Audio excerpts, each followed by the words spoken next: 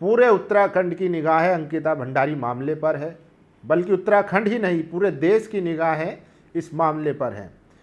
जो पीड़ित है उसके माता पिता सीएम पुष्कर धामी से मिले और उनके बीच क्या बात हुई वो भी बताऊंगा।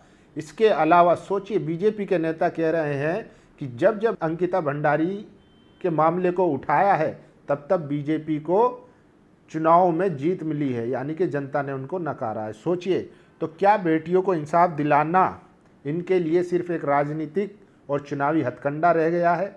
बड़े शर्म की बात है कि ऐसी बयानबाजियां हो रही हैं, जबकि पुष्कर सिंह धामी जो उत्तराखंड के मुख्यमंत्री हैं मिलते हैं और उनको आश्वासन देते हैं जो भी आप चाहेंगे जिस तरीके से उस तरीके से जांच होगी। लेकिन इतना ही नहीं, सोचिए ये सरकारें सवालों से क्यों भागती है।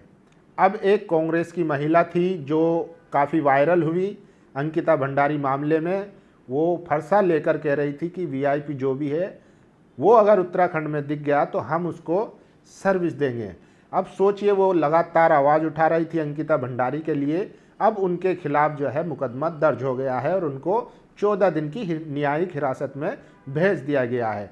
तो क्या अब ये मान लिया जाए कि अब उन पर लगाया है, आर्म्स एक्ट भी लगा है और कई धाराएं लगी हैं, वो भी बताऊंगा। लेकिन क्या ये मान लिया जाए कि अब इंसाफ के लिए गुहार लगाना, विरोध प्रदर्शन करना भी इस देश में जुल्म हो गया है? क्योंकि संविधान और कानून और अदालतों में तो कुछ और है, लेकिन जो हमें ऑन ग्राउंड दिख रहा है उसकी सच्चाई कुछ और है।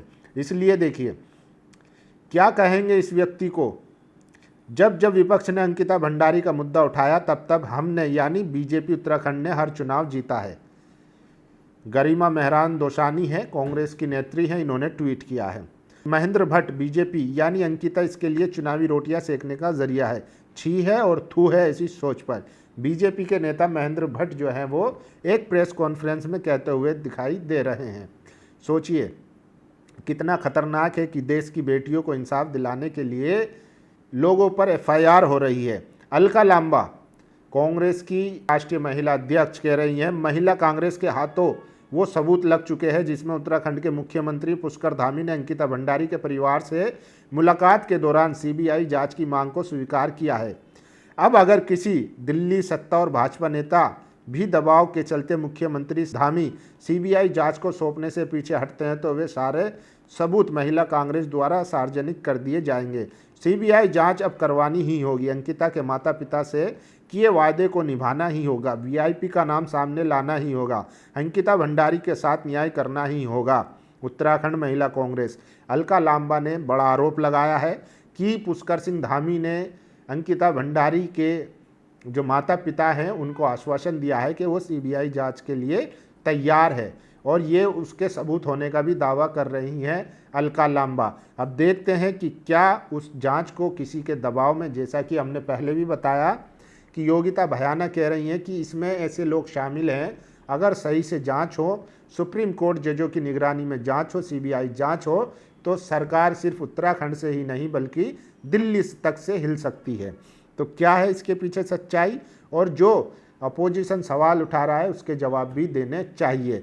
बल्कि आप क्या कर रहे हैं, उनके ऊपर मुकदमा कर रहे हैं, उनको जेलों में डाल रहे हैं, उनको डराने की धमकाने की कोशिश कर रहे हैं। एक लोकतांत्रिक देश में, एक लोकतांत्रिक व्यवस्था में ये कहीं भी शोभा नहीं देता कि आप सवाल करने वालों को ही जेल में डाल दें। और अब देखिए, उत्तराखंड कांग्रेस प्रभारी कुमारी सैलजा ने आज देहरादून में कहा, अंकिता भंडारी मर्डर केस की जांच सुप्रीम कोर्ट के जज की निगरानी में सीबीआई से कराई जाए। रिजॉर्ट तोड़ने वाली भाजपा विधायक रेणु बिष्ट भी जांच के दायरे में हो ताकि पता चले कि योजना कहां से बनी। आप सोचिए, लड़की गायब होती है अंकिता भंडारी और उसके कुछ ही दिन बाद उस रिजॉर्ट पर बुलडोजर चल जाता है। तो क्या ये सबूतों के साथ छेड़छाड़ करने का मुकदमा नहीं बनता है? इसीलिए कुमारी सैलजा कह रही हैं कि बीजेपी की जो विधायक है रेणु बिष्ट, उनको भी इस जांच के दायरे में रखना चाहिए, उनसे भी पूछताछ हो, आखिर बुलडोजर क्यों चलाया गया, ऐसे क्या सबूत थे उस रिजॉर्ट में जो तोड़ दिए गए। हालांकि उसमें 3 आरोपियों को सज़ा ज़रूर हो चुकी है, लेकिन जब जो पीड़ित है उसके परिवार वालों का कहना है कि ये तो मोहरे हैं, असल में जिसके लिए अंकिता को निशाना बनाया गया उस वीआईपी के लिए जांच होनी चाहिए। आखिर सरकार क्यों जांच से भाग रही है, ये भी बड़ा सवाल है। और सोचिए, लगातार उत्तराखंड में विरोध प्रदर्शन हो रहे हैं, आज भी रुद्रपुर में एक बड़ा प्रदर्शन होना है। अब सरकार ने क्या किया है कि वो प्रदर्शन या उठने वाली आवाज़ को ही दबाने की कोशिश कर रही है। तो ये किसी भी देश के लिए खतरनाक है और ये पहला मामला नहीं है। इससे पहले भी हमने देखा कठुआ में जब एक 9 साल की आसिफा के साथ रेप और हत्या कर दी जाती है, उसके समर्थन में बीजेपी के नेता तिरंगा यात्रा निकालते हैं। सोचिए कौन लोग हैं वो। इसके अलावा हमने देखा हाथरस में वाल्मीकि समाज की एक बेटी की हत्या कर दी जाती है और उसको रात को जला दिया जाता है, अंतिम संस्कार कर दिया जाता है बिना उसके माँ बाप की अनुमति लिए। फिर उसके बाद उसकी इमेज को धूमिल किया जाता है, उस पर लांछन लगाया जाता है। इंसाफ मिलना चाहिए था, लेकिन उसी को बदनाम किया जाता है। और एक समाज उसके समर्थन में, आरोपियों के समर्थन में महापंचायत भी करता है। तो ऐसे लोग देश में रह रहे हैं और उनके समर्थन वाली सरकार जो है आजकल चल रही है। देखिए, इसलिए कीर्ति आज़ाद ने लिखा है, अंकिता भंडारी हत्या कांड मामले में उत्तराखंड के अंदर लगातार विरोध प्रदर्शन हो रहा है। भाजपा के पदाधिकारी तक अपने ही सरकार के विरोध में लगातार त्याग पत्र दे रहे हैं, लेकिन इन चारों तथाकथित धर्म रक्षक के मुंह से एक शब्द अभी तक नहीं निकला है। कोई बताएगा आखिर क्यों। ये देखिए, ये रामभद्राचार्य हैं, अनिरुद्धाचार्य हैं और ये देवकीनंदन हैं और ये हैं धीरेन्द्र शास्त्री, जो हिंदू राष्ट्र की बात करते हैं। आए दिन इनकी वीडियो आप देखेंगे, बयानबाजी देखेंगे, बांग्लादेश में हिंदुओं पर अत्याचार की बात करेंगे। लेकिन भारत में लगातार हिंदू मर रहा है, हिंदू की बहन बेटियों के रेप हो रहे हैं, उस पर इनकी ज़बान नहीं खुलती है। तो ये भी अब क्लियर हो गया है कि ये किसके इशारे पर बोलते हैं या बात करते हैं। और ये वो महिला है योति अधिकारी पर पुलिस ने आईपीसी की धारा 192, 96, 299, 302 और आर्म्स एक्ट की धारा 27 के तहत मुकदमा दर्ज किया है। अब उन्हें 14 दिन की न्यायिक हिरासत में भेज दिया गया है। जो भगवान में विश्वास करता है वह भगवान से नाराज भी हो जाता है, पर भगवान उसे जेल नहीं भेजते।